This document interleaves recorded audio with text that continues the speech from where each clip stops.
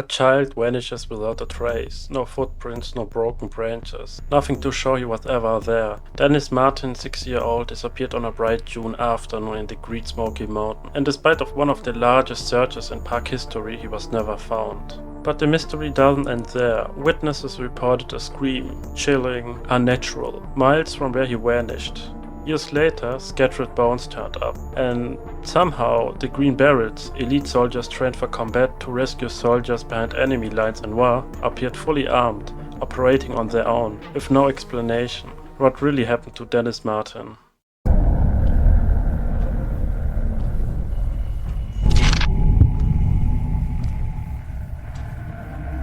That's the second video covering missing cases documented by David Paulides. For those of you who don't know, he has recorded cases going back hundreds of years, each one with evidence. One point he often mentions in his books is that in many cases sudden bad weather frequently occurs right after disappearance, making search and rescue efforts much more difficult. He has noted this pattern as unusual and consistent, but its cause remains unexplained. The Great Smoky Mountains National Park sits right on the border between North Carolina and Tennessee. It's an absolutely incredible landscape, with mountains stretching as far as the eye can see, often covered in fog. Millions of visitors come every year, no surprise there, and where there are that many people, some are going to disappear. But here's what's striking: almost 99% of them are found again within 24 hours, and most of the rest within 48 hours. There are extremely few cases where someone is never found or found alive. And then there is this tiny reminder that is so mysterious that neither the Rangers nor the FBI nor anyone else has any idea what happened. These kind of cases have been recorded in official files for roughly 200 years. David Paulides collected them and he spotted certain patterns that keep repeating. But the case I'm telling you about today isn't just in his books. It was already well known as a truly bizarre disappearance long before he wrote about it. At first it didn't stand out that much, until someone came forward years later and highlighted details that made everyone stop and think. And I'm not just talking about the disappearance itself, which is strange enough. This person pointed out other things that suggest he had real insider knowledge. Before we dive into the actual events, we need to talk a bit more about the area, because the terrain plays a huge role. The Appalachian Trail runs straight through these mountains, a 3,500 kilometer hiking trail that passes through some seriously remote areas. Hikers have to finish within a specific window because the trail ends at the Mount Katahdin, which is only accessible for 3 months each year. Miss that window after hiking all those kilometers and the trail isn't considered complete. It's brutal. Along the way, hikers must stamp logs to prove they have passed each section. So there's no cheating. You have to plan everything perfectly to reach the mountain in time. And when you do, the sense of achievement is incredible. Some spent over a year completing the full trail. Around the main trail there are also partner trails, loop trails ranging from 10 kilometers to several days long, all starting and ending at the same point, which are very popular in the park. On June 14, 1969, the Martins family went out on one of the park's loop trails for their traditional Father's Day outing. It was little Dennis Martin's first overnight camping trip. He was there with his 9-year-old brother Doe, his father Bill, grandfather Clyde, and his relatives from Alabama, Dr. Carter Martin and his 2 sons. They had spent the night at Russell Field and hiked to Spenceville the next morning, while more family members were waiting. Spenceville is a wide open area where several trails come together, making it a popular gathering place for hikers. That day, the Martins were not alone. The adults were talking and the kids were playing, including Dennis, Doe and their cousins from Alabama. Kids being kids, they came up with a plan to scare their parents. The open area was surrounded by forest on all sides, so they decided to hide in the bushes, then jump out on a signal and shoot to frighten everyone. Around 4:30 in the afternoon, the kids gathered together, then split up. Doe and the cousins went one way, while Dennis went off alone in another direction and hid.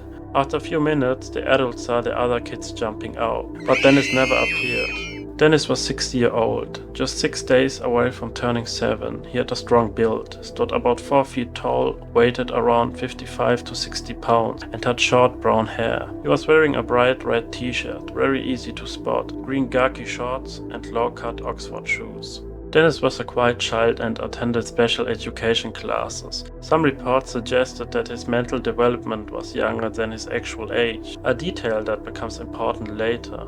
At first, the adults thought he had simply missed a whistle signal. Then his father, William, immediately started running up and down nearby trails, calling his name, covering 2-3 miles in each direction. Nothing. Soon everyone at Spansfield was searching. When they still couldn't find him, they alerted the rangers around 8:30 that evening. What happened next was the largest search operation in Great Smoky Mountains National Park history, peaking at 1,400 to 1,500 people, covering over 56 square miles, with more than 13,000 man-hours and costs over $65,000 just for the park service. College students, scouts, hunters, firefighters, police, 57 rescue units from 4 states along with helicopters and search dogs all joined the search. Experienced trekkers checked the area, looking for footprints, trampled plants, bent or broken bushes, scuff marks on trees from climbing, dropped clothing or gear, human hair, scent trails, disturbed ground and even signs in mud near water. They listened for unusual sounds and watched for other subtle clues. But they found nothing. No footprints, no broken branches, no disturbed ground, not a single trace, as if Dennis had simply vanished.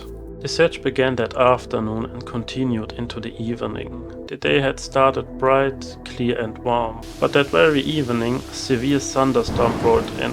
Lightning, thunder and more than 2.5 inches of rain. In the days after, heavy storms returned, dumping nearly 3 more inches, washing away any trace that might have been left behind. And as I mentioned in the beginning, the sudden suspicious weather change came out of nowhere. Nighttime temperatures dropped to around 50 degrees, a dangerous hypothermia risk for a likely dressed child. Ranger Dwight McCarter, who was involved, believed Dennis most likely wandered off, got lost and perished into the wilderness. But he didn't rule out other possibilities. He pointed out how easy it is to overlook a small child in rough terrain, especially in those thick forest bushes. Screams can drown out cries for help.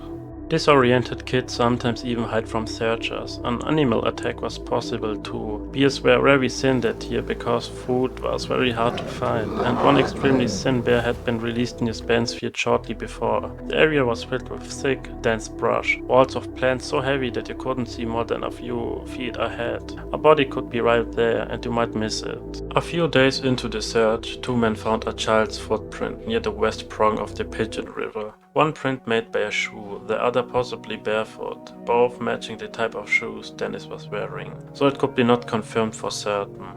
The area had already been searched heavily, so it wasn't pursued aggressively, though McCarter later argued it was probably Dennis. Years after, in the early 1980s, an illegal ginseng poacher found scattered child bones, including a skull, in Big Hollow in the Tremont area, about 3 to 3.5 miles down from Spansfield in the same direction as that footprint.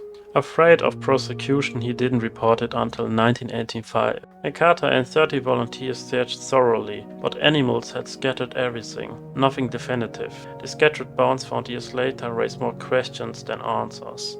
Could Dennis have traveled miles alone through rough, difficult terrain as a 6-year-old, or did something else happen? And why weren't the bones found sooner in an area that had already been carefully searched through the massive operation?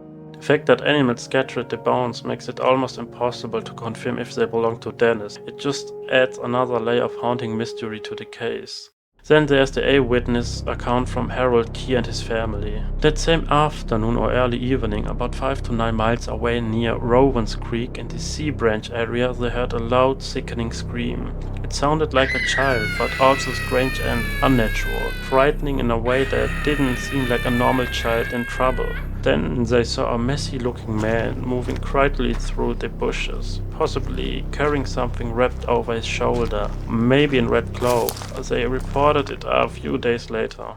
Rangers and the FBI investigated, but because of the timing and the distance, they couldn't make a solid connection. What makes this scream so chilling is not just that it was heard miles from where Dennis disappeared. How could a 6-year-old have traveled that far so quickly? But also that experienced searchers later found no signs of anyone passing through that thick forest. No tracks, no broken branches, nothing at all. It was as if the sound came from nowhere. Experienced trekkers were baffled. No broken branches, no trampled grass, no traces at all that a person would normally leave. Not even a scrap of that bright red t-shirt, which should have been visible from helicopters and the ground in the initially open area. It was as Dennis simply vanished into thin air. The search went on officially for months, reduced after late June, but the boy was never found. No evidence of animal attack, no blood, no torn clothing. Dennis' father offered a $5,000 reward, worth of $40,000 today, but nothing came of it. William Martin always believed his son might have been abducted and raised elsewhere.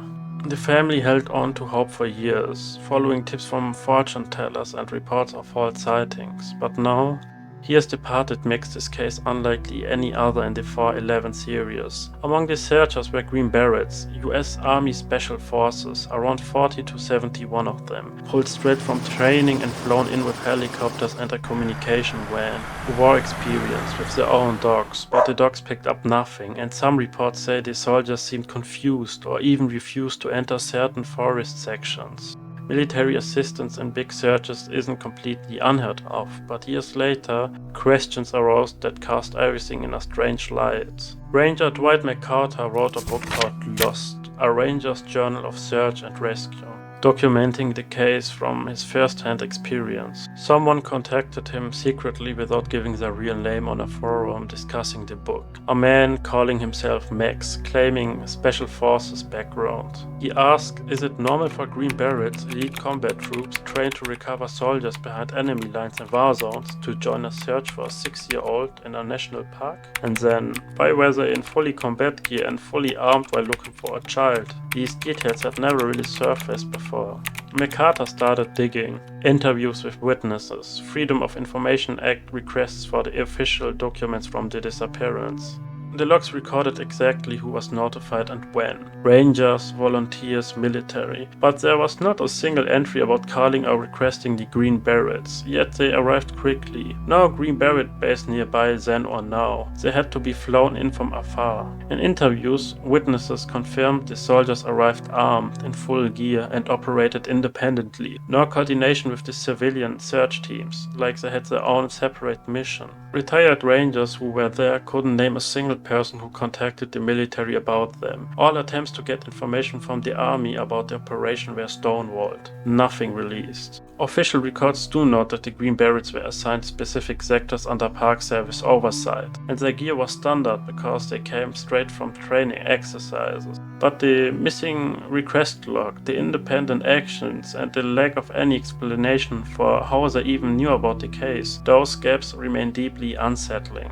Think about this, elite soldiers trained for battlefield rescues and tracking in combat zones suddenly appear in a national park, looking for a 6-year-old boy. They operate independently, fully armed, in full combat gear. There's no record of who sent them, no base nearby, no orders. It's as if they appeared out of thin air, and that's what makes this element so interesting. Paulides later included the case in his 411 books, but as you can see, it was already mysterious long before. This unexplained Green Berets involvement is what makes this case stand out from all the others. The case even led to permanent changes in National Park Service procedures, better volunteer management, earlier elite trackers, structured incident command, but Dennis remains missing to this day. Age-progressed images are still out there. What do you think happened to him?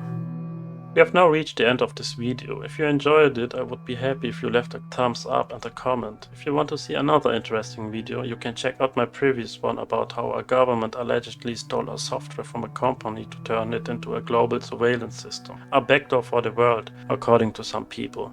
See you next time.